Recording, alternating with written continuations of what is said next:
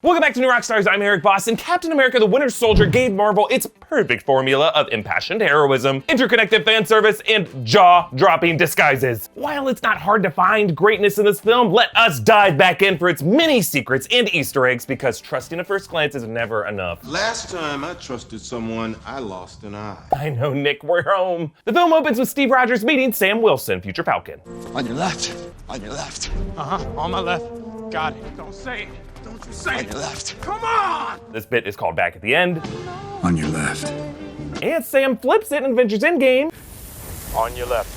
And at the end of that film, Sam approaches Cap on his left. Both of these guys are veterans trying to make sense of their lives back home. And again, this film asks what it means to be a good soldier. This movie's title, The Winter Soldier, describes, of course, Bucky Barnes, Hydra's assassin. But its deeper history is a quote from an 18th century philosopher, Thomas Paine, inspiration to America's founding fathers. "These are the times that try men's souls. The summer soldier and the sunshine patriot will, in this crisis, shrink from the service of their country. But he, the winter soldier, that stands by it now, deserves the love and thanks of man and woman." Steve Rogers evolves from a summer soldier Boy Scout into a morally clouded winter soldier, a loyal, frostbitten warrior who fights for his country, even when it doesn't fight for him. And we will see exactly what qualities make Steve Rogers this film's true winter soldier. Steve adds Marvin Gaye's Trouble Man soundtrack to his to-do list. I Love Lucy, Moon Landing, Berlin Wall, Steve Jobs, Disco, Thai Food, Star Wars, and Trek, Nirvana, and Rocky. International versions of this movie actually swap out the references, like the UK list includes Sherlock, the Beatles, and the '66 World Cup final, Sean Connery. Every country's got their own list. Cap joins Natasha Romanoff on a rescue mission of the Lemurian Star, weirdly misspelled on the monitor here, and weirdly mispronounced by most of the people in this movie. Launch platform, the Lemurian Star. Open Lemurian Star satellite launch file. Gonzalez's algorithm was on the Lemurian Star. But it is spelled right on Nat's computer later. The name Lemurian is a reference to Lemuria, a rival country to Atlantis in the Marvel Comics, connected to the Deviants, who are going to be coming up soon in the upcoming Eternals film. They're going after Batroc, based on the Marvel villain Batroc the Leaper. He wears purple and yellow here, as Batroc does in the comics. On Cap's team is Brock Rumlow, who appears later with crossed straps, nodding to his future identity as Marvel villain Crossbones, injured in this movie and of course returning in Civil War. Cap's new blue and white strike stealth suit evokes his Secret Avengers era suit from the comics. He leaps out with no parachute, a nod to the big moment in the Ultimate comics. Now, in the past, Cap's shield was a defensive tool, but here it is mostly offensive. And how? Cap doesn't fire a single bullet in this scene or in the whole movie. In fact, the first of his foes to die via gunshot was a shot not from him, but from Rumlow, who is a secret baddie. And when Batroc throws a grenade, Cap grabs Nat to leap out. Nat moves just fast enough to shoot out the glass to weaken its integrity before they hit it. Back in S.H.I.E.L.'s fancy new Triskelion headquarters, Cap and Fury argue. Soldiers trust each other. That's what makes it an army. Not a bunch of guys running around shooting guns. Last time I trusted someone, I lost an eye. There it is! Of course, Captain Marvel later reveals that it was Goose the Flurkin that scratched out Fury's eye. When he lifts the patch later, it does look like a kitty cat scratch. But in this exchange, Cap also gives us our first answer to this good soldier question. Trust is what separates an army from tough guys with guns. And on the coolest elevator in the world, Fury talks about his grandfather, an elevator operator, apparently based on Jackson's actual grandfather. You ever get mugged? Every week some punk would say, "What's in the bag?" He'd show him. Bunch of crumpled ones and a loaded .22 Magnum. And as Fury's story gets darker and darker, the elevator drops lower and lower, and the moment he brings up the hidden gun, they arrive at Fury's hidden weaponry. And he reveals Project Insight. Continuous suborbital flight courtesy of our new repulsor engines. Stark? He had a few suggestions once he got an up-close look at our old turbines. That up-close look refers to Tony getting knocked around in the turbine rotors back in the Avengers. No rotors! And Cap doesn't trust it. By holding a gun to everyone on Earth and calling it protection. Only Captain America, as a man displaced in time 70 years, can see how S.H.I.E.L.D. has evolved exactly into what the Hydra he fought aimed to be. From our point of view, the world evolved slowly to hail Hydra, but for Cap, it was an overnight moral about-face. Cap's got an exhibit at the Smithsonian narrated by actor Gary Sinise. Captain America and his howling commandos quickly earned their stripes. Good thing they didn't use Sinise's audio as Lieutenant Dan. They gave you the Congressional Medal of Honor. That's just perfect. Avengers director Joss Whedon cameos on the escalator there, and that's the Russo brothers' nephew Dante, who somehow sees right through Cap's disguise of a hat. Actually, Chris Evans did say this makes sense, since kids would be able to see his face from a lower vantage point. And then when he meets with Peggy, everything she says reframes Steve's motivation in Endgame. I have lived a life My only regret is that you didn't get to live yours. The world has changed, and none of us can go back. All we can do is our best. And sometimes the best that we can do is to start over. Go back and start over? Live my life? I'll keep that in mind for when Tony and Ant-Man invent time travel. Even Peggy's dementia is probably what her younger self said when Steve walked back through her door. Yeah. You're alive. You came back. Yeah, baby. It's been so long. Yes, a long, long time. Ad support group The Woman is the Russo's sister, Angela, and Sam tells Steve about having to watch his wingman, Riley, die. It's like I was up there just to watch. Just like how Steve was up on the train just to watch Bucky fall. Fury is targeted for assassination. Initiate vertical takeoff. Flight systems damaged. Nick Fury's car actually flies in the comics, as does Agent Coulson's car, modeled from Howard Stark's hovering car. This amazing shootout was shot in downtown Cleveland, the same place they shot the Avengers. In fact, the bank where Hydra keeps Bucky is the same building Cap jumps out of in the Battle of New York. Cleveland Metro Bus 6388 shows up a few times in this movie. And when the Winter Soldier appears, notice his music.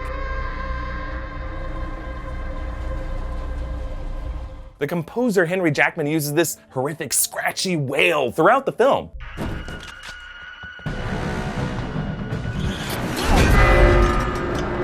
To create the sound, Jackman actually used Bucky's death scream from Cap 1 and then distorted it. So that way, all of Bucky's rage in this movie is really just distorted echoes from the moment he was ripped from Steve. Steve meets the nurse next door. My aunt, she's kind of an insomniac. Little clue here for the reveal in Civil War that Sharon is actually Sharon Carter and her insomniac aunt is Peggy Carter. Sharon, she's got dementia, go easy on her. Fury signals Steve by leaving the music on in his apartment.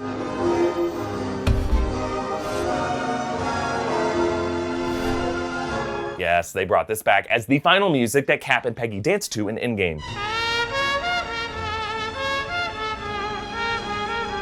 It's Been a Long, Long Time was popular after World War II among soldiers returning from war. On Steve's shelf are several books on war and politics, but notice All the President's Men. That's Woodward and Bernstein's story of their Watergate investigation. And later, right before the elevator, Steve is framed with the Watergate Hotel in the background. In All the President's Men, Robert Redford played Woodward. Kevin Feige called this movie a 1970s political thriller masquerading as a big superhero movie. Redford now plays the corrupt Secretary Pierce, and Captain America is now the noble sleuth asking the right questions to eventually bring him down, just like he brought down Nixon. But here Fury tells Cap, My wife kicked me out.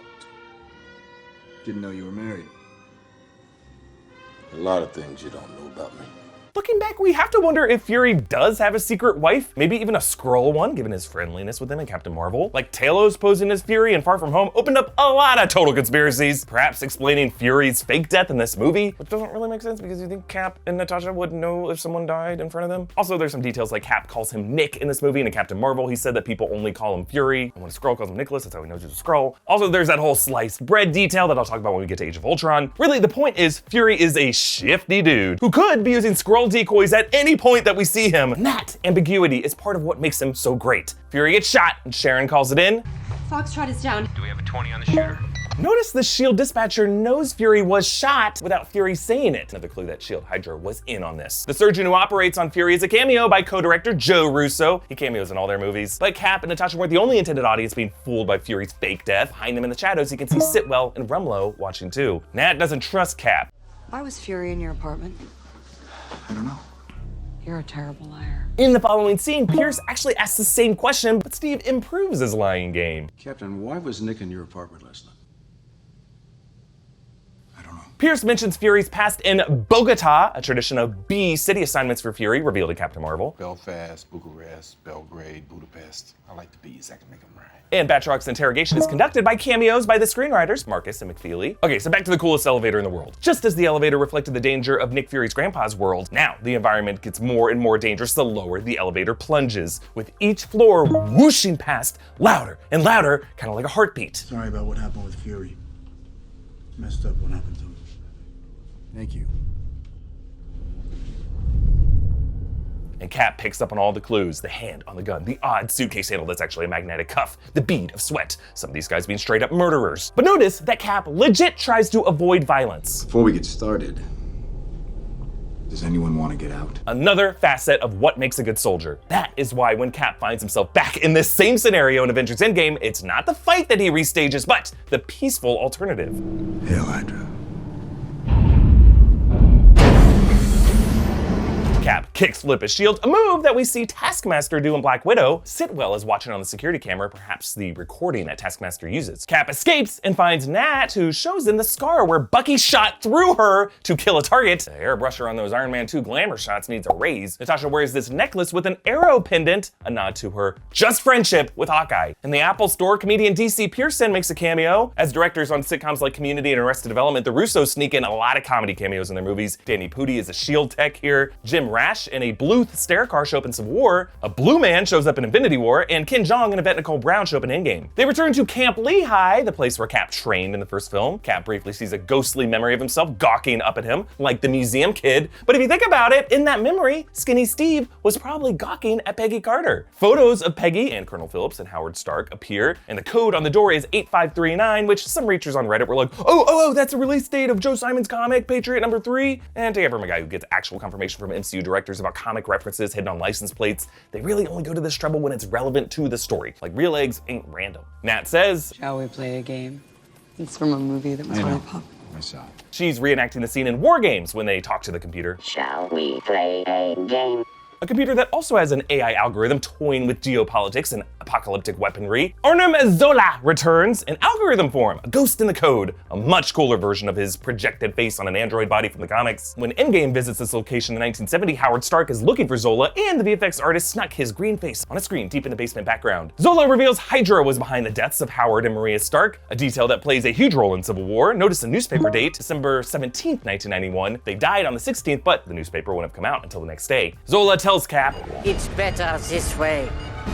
We are both of us out of time. Cap's present-day life is a grotesque post-apocalyptic perversion of the life he had in the 40s. HYDRA is now SHIELD, Peggy's old, Bucky's evil, Zola's green. Starting over is starting to sound pretty good. Rewatching a great movie like this makes me appreciate the filmmaking process and the impact of great attention to detail. And folks, now is a better time than ever to take a class and learn more about this craft. And thanks to Skillshare for sponsoring this video. Make 2020 a year where you explore new skills, deepen existing passions, and get lost in creativity with Skillshare's online classes. What you find might just surprise and inspire you. Skillshare is an online learning community that offers membership with meaning. With so much to explore, real projects to create, and the support of fellow creatives, Skillshare empowers you to accomplish real growth. Skillshare offers classes designed for real life so you can move your creative journey forward without putting life on hold. You can learn and grow with short classes that fit your busy routine. They have classes and topics new Rockstars fans will enjoy, like animation, film, and video, and creative writing. A class I want to check out is their original storytelling in film using cinematography to convey emotion, taught by director of photography Joe Simon. Skillshare is also incredibly affordable to join, especially when compared to pricey in-person classes and workshops. An annual subscription to Skillshare is less than $10 a month. The first 500 of my subscribers to click the link in the description will get a 2-month free trial of premium membership so that you can explore your creativity with Skillshare. Okay, in Pierce's fridge, there's a bottle of Newman's Own sauce, the brand of Paul Newman, Robert Redford's longtime acting partner. They regroup with Sam and interrogate Sitwell, coming out of a meeting with Senator Stern from Iron Man 2. It's got a creepy whisper. Hail Hydra. Just glad he didn't do Odin's whisper. Hey, how you doing, little mama? Let me whisper in your ear. Sitwell spills the beans after getting a gravity swirly. Zola's algorithm is a program for choosing insights targets. What targets?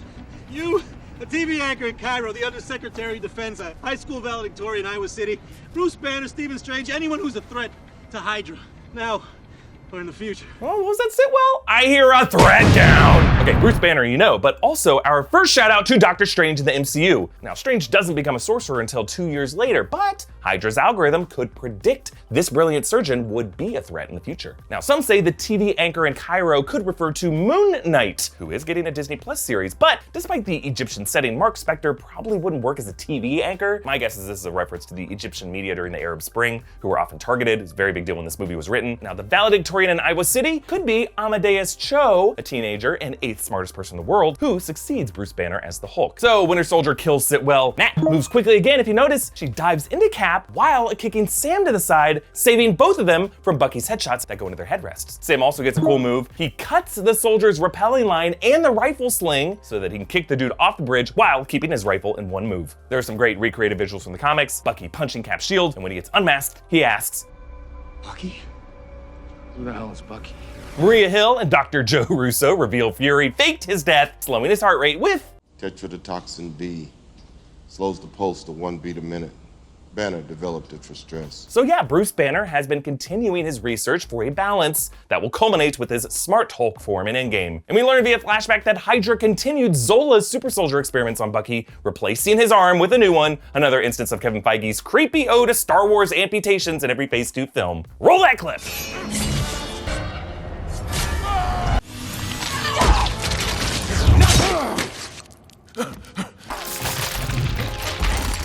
One of the HYDRA scientists is a cameo by Ed Brubaker, writer of the Winter Soldier comics. Steve gets back his World War II era suit from the museum, getting Stan Lee fired. An earlier scene was actually cut showing Steve ditching his strike suit at a basketball gym to lure off HYDRA chasing its locator chip, thus a close-up of his new kicks at the hospital. Nat infiltrates Pierce's group in disguise. Notice she does not sip the champagne when the others do, and when she removes the mesh mask, the material is also on her hands and her arms, so that she wouldn't have young hands with her old face. Sharon Carter and Agent Klein refused to launch Insight, another instance of this good soldier debate. Sam even asks this question explicitly in the next scene. How do we know the good guys from the bad guys? If they're shooting at you, they're bad. Yes, when you do not know who to trust, the ones shooting at you are not your soldiers. Rumlow forces Insight's launch, and Zola's algorithm targets hundreds of thousands of names. Some interesting ones pop up here, so let's do a Threat Down Part 2.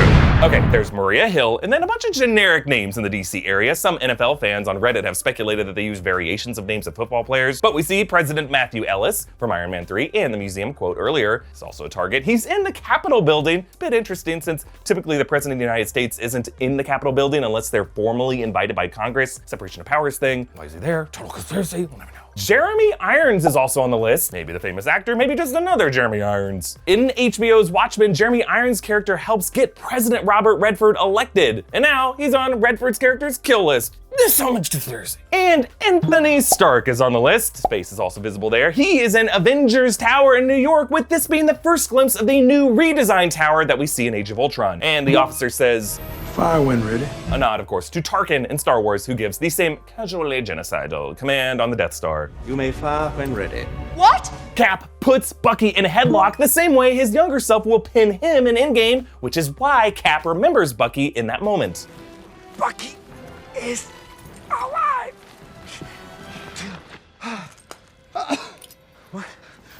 Cap completes the mission, but he stays because he hears a familiar sound. Bucky's scream, the one that has been echoing in Cap's mind for decades, but now human once more. So the Winter Soldier saves the Winter Soldier, who then returns the favor, another quality that makes a good soldier. Cap brings up this quality in Age of Ultron. This is S.H.I.E.L.D.? This is what S.H.I.E.L.D.'s supposed to be. Cap wakes up in the hospital bed on Sam's left, and Marvin Gaye's Trouble Man returns. Fury goes off the grid by burning all his stuff, including a work permit for Thailand? Considering his B city preference, I'm guessing his assignment was Bangkok. Fury's gravestone includes the Bible verse Ezekiel 25:17, of course Sam Jackson's famous quote from Pulp Fiction, and the first post-credit scene shows HYDRA's Baron von Strucker with Loki's scepter and the twins, not Strucker's twins from the Marvel Comics, but the Maximoff twins, Quicksilver and Scarlet Witch. Wanda orbits these wooden blocks like planets, but then smashes them together, perhaps foreshadowing the way she'll smash worlds together in WandaVision as Marvel explores the multiverse. The final post-credit scene returns to the museum with Cap's naked mannequin now just removed, and the mannequin of Bucky front and center. The final sound, another distorted Winter Soldier scream. Cap's final act in this film is to go find Bucky to bring him home, the final value of a good soldier. That mission will turn Cap against the other Avengers and against his own country in Civil War, a war that will leave him shieldless, bearded, without a flag, left out in the cold. But fighting on a Winter Soldier. How does Captain America the Winter Soldier rank for you in the Infinity Saga? Is it number 1? We'll see, it might end up being that for me after I get done with this series. But comment down below with your ranking, and be sure to join our future Infinity Saga watch-alongs on Discord by becoming a patron at patreon.com/newrockstars. Follow me on Instagram and Twitter at Erik Voss, follow New Rockstars, and subscribe to New Rockstars for our next rewatch, where James Gunn teaches us how to respond to every shitty comment. Oh, I'm sorry. I didn't know how this machine worked.